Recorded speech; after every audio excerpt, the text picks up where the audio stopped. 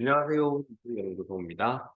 2022년 12월 11일 위험점검에서 중국 파트만 제외하고 앞단을 시작하도록 하겠습니다. 신용위험이 가장 중요하고요. 이제는 부러지는 것만 남았어요. 이제 진짜 부러지는 거고요. 이전에는 그냥 위협적인 요인, 금리 인상 요인이 있으니까 우리 일단 셀 매도할래 해서 시장에서 돈 있는 사람들이 매도에 따른 급락이 나왔다라고 보면 지금부터는 진짜 어, 그냥 한계 기업들이 무너지면서 발생할 수 있는 시장의 위험이 증폭된다. 이렇게 보시면 됩니다. 그만큼 어려운 파트고요. 지금 이 시점에서는 거의 생존이 제일 중요한 거라고 보시면 될 것 같습니다. 생존 말고는 다른 답은 없다라고 보시면 될 것 같고 이 부분을 여러분들도 함께 봐주시면 됩니다. CDS는 지금 조금 높아졌어요. 금리는 원달러 환율은 좀 내려왔고요. 내려와 있고 요거 구간으로 와 있는 거고 CDS 자체는 지금 다시 내려왔다가 올라가는 모양새죠. 얘가 맥스치가 한 80 정도까지 찍었어. 70 넘었죠. 80 가까이 찍어가지고 다음에 턴에서 아마 이쯤에서가 쌍바닥을 찍어줘야 돼요. 그래야 그나마 괜찮다. 이 쌍바닥 찍어주는 구간이 300 아래일 것 같은데 이게 과연 어디까지 가느냐의 게임인 것 같아요. 미국이 부러지게 되면 다 같이 더 크게 무너지니까 그런 부분 생각하시면 되고요. 지난주까지는 CDS가 공개가 안 되다가 많은 나라들 CDS가 전체적으로 다 이제 컬렉팅이 돼서 보여지는 거고요. 아마 앞으로는 이렇게 나올 것 같습니다. 이집트가 이제 신규로 나왔고 터키가 524 여기 터키 있습니다. 528 그러니까 거의 유사치죠. 터키가 상당히 조금 괜찮아졌다라고 보시면 되고 그 다음에 여기 위에서 50 라인에 스페인이 있었어요. 캐나다와 스페인 거의 비슷하죠. 스페인은 조금 더 줄어드는 모양새이기 때문에 이런 부분들을 긍정적으로 보시면 될 것 같습니다. 터키, 남아공, 콜롬비아 7달 치약국들은 전체적으로 조금 내려왔고 터키는 다시 올라갔던 그러니까 12월 1일자 대비했을 때는 얘가 이 정도가 되는 거다 그렇게 보시면 될 것 같고 크게 무리 없이 우상향을 하고 있는 상황이다 라고 보시면 됩니다. 우상향은 되고 있는데 그래도 이제 크리스마스 랠리를 끌어내는 게 중국이거든요. 중국에서 이제 이게 경착륙 쪽으로 가고 있는데, 과연 경제를 성장시킨 힘으로써 무슨 일을 벌일지가 모르는 그런 상황이라고 보시면 됩니다. 혹시라도 2023년에 급락이 안 나오면 2024년도 아마 저는 조심스럽게 대응할 가능성이 더 높아요. 이렇게 보시면 되고, 박스권으로 계속 좀 보시면서 대응해 주시면 될 것 같습니다.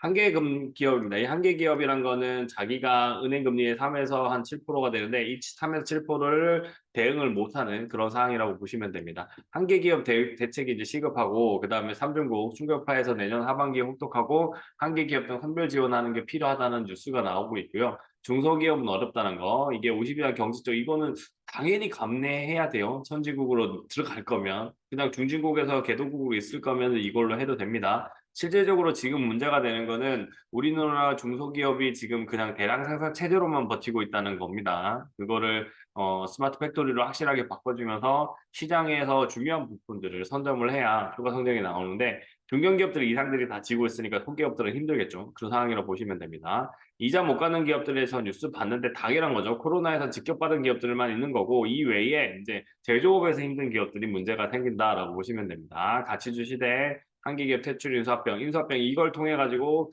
다시 이제 옥석 가리기를 하고 슈팅을 줄 거예요. 그렇게 보시면 되고 이 슈팅을 줄 때는 3,300을 돌파할 거라고 보고 있습니다. 삼성전자 기준에서 8만 원 언더까지는 올라가서 대응을 할 거다라고 보시면 됩니다. 이 정도 뉴스를 이제 한번 보도록 할 건데요. 잠시만요. 관련된 한계기업 뉴스를 살펴보면은 지금 한계기업 대책이 진짜 시급한 거 맞아요. 9일자로 나온 거죠. 상공회의사에서 보면은 한계기업은 16%나 됩니다. 12.4%에서 급등이 나왔다라고 보시면 될 것 같고요. 이게 금리가 목줄을 쥐고 있는데 우리나라가 3.2를 머물고 있잖아요. 그래서 그나마 다행인 겁니다. 그러나 아시다시피 건설업은 지금 레고랜드 사태 이후에 고금리 상황에 도달했고 그다음에 미분양 사태도 같이 이어지고 있습니다. 이게 초기예요, 초기. 초기이기 때문에 지금 시기는 최소 6개월은 기다리셔야 되고 1년 정도 기다리셔야 된다라고 보시면 됩니다. 대출 이자를 갚지 못하는 한계 기업, 한계 가장들은 그 매물들을 급매물로 나올 수밖에 없는 거거든요. 저금리와 여기 있는 특별금융에 의존할 경우 그런 부실 기업들이 부도가 나면 같이 힘들어질 수 있죠. 그 부분 생각하시고요. 올 9월에 33조였던 게 지금 12월에 49조, 16조 원이나 올라갔어요. 그러면 금리가 계속 올릴 수 없는 그런 한계적인 상황이 계속 발생하고 있다라고 보시면 되고 금리가 내려와야 그나마 숨통이 트이는데 금리 내릴 때도 그냥 내릴 수는 없어요. 인플레이션이 잡혀야 내려가는 거기 때문에 이 부분이 힘든 거라고 보시면 됩니다. 그거와 더불어서 삼중고라고 하죠. 삼중고 중에서 가장 큰 요인은 뭐냐면 영상 한번 볼까요? 네, 이렇게 됩니다. 금리 인상에 따라서 경기 둔화, 금리 인상 경기 둔화, 복합 위기로 전망 밟지 않고, 그다음에 금리 하반기에 회복세, 그다음에 내년까지 회복되기 어려울 거. 그러면 결국엔 여기가 그거죠. 여기 하반기에는 회복세. 이 부분 빼고는 다 힘들다는 겁니다. 더 지켜봐야 된다는 거죠. 전성장 지속이 계속 이렇게 되는 거고, 한계 기업 등 그다음에 단기 자금 경세, 버틸려면 중소기업 집중 지원 혹은 이 중소기업을 옥석가리기를 하는 겁니다. 그다음에 적극적 이미 정책을 꼭 해야 돼요. 이거가 꼭 필요하고 민간이 산업 발전에 총력을 기울여야 된다. 2008년도 금융위기와 달리 회복하려면 오래 걸린다. 외환위기보다 충격이 작지 않을 것. 2008년도 금융위기 수준 아니고 유럽 재정위기 수준, 경기 위기론 불안, 뭐 침체라고 하는데 2008년도 금융위기와 달리 회복하면 올린다는 거는 이쪽이 더 가까운 것 같아요. 저희가 봤을 때는 이제 유럽 재정위기 수준인데 중요한 건 밑에서 2008년도 상황에서 있는 그 구간 밑에서 이게 발생하고 있기 때문에 쉽지 않다라고 보시면 될 것 같습니다. 이 부분들을 생각하시면 될 것 같고요. 내려와서 지금 제일 중요한 게 뭐냐면 장기 둔화에서 제일 힘든 요인은 이제 고금리, 고물가, 고환율이 있지만 조금은 잦아졌잖아요. 근데 다음 위기가 왔을 때 다시 그대로 재상고가 재현될 거예요. 그러니까 두 번 정도, 최소 많으면 세 번 정도인데 이번에 한 번 했고 두 번 정도가 됐을 때 그때 대응이다라고 보시면 될 것 같고 제가 봤을 때는 우리가 위험한 거는 수출이에요, 수출. 수출 파트가 너무 약하기 때문에 수출에서 둔화가 계속 유지가 된다면 성장하기 힘들다라고 보시면 될 것 같습니다. 영업이익으로 못 갚는 기업들이 20곳인데 찾아봤던데 여기서 분석 자료는 조금 약해요. 그렇게 보시니까 별로 큰 의미는 없고 다 뭐냐면 위드 코로나 종목들 그러면 저는 요거 투자할 거예요. 요 내용들을 제 포트의 한 3분의 1, 4분의 1 정도는 갖춰서 투자를 할 거고 얘네들도 차익 실현할 겁니다. 저는 10% 이상 차익 실현 구간에 있는 것도 있고 그렇게 진행할 거라고 보시면 됩니다. 내년에 가치주라고 하는데 가치주라기보다는 그 가치가 저평가받는 기업들 중에 시장을 다시 지을 수 있는 시장에서 점유율을 확대할 수 있고 경쟁 기업이 부도가 났을 때 흡수합병할 수 있는 기업들이 성장할 거다. 이렇게 봐주시면 되고요. 중기 10개 중에서 7개 70%는 5%예요. 그러면 이익이 5%안 나면 뭐가 되죠? 적자가 되는 거예요. 적자.